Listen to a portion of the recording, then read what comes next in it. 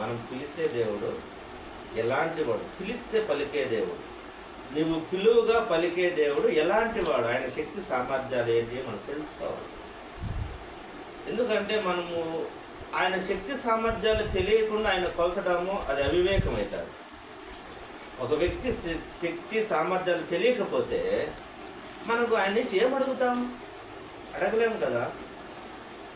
కాబట్టి మనం అడిగే దేవుడు, పిలిస్తే పలికే దేవుడు ఎటువంటి వాడు అనే దాంట్లో 7 పాయింట్లు ఉన్నాయి, 7 పాయింట్స్ ఉన్నాయి. ఎందుకంటే కీర్తనల గ్రంథము 20వ కీర్తనలో మనం చదువుకుంటే అక్కడ కీర్తన 20వ కీర్తన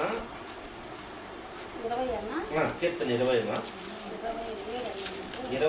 కీర్తన 21 నుంచి 4 వచనాలు చదివితే అక్కడ 7 పాయింట్స్ ఉన్నాయి. చదవను.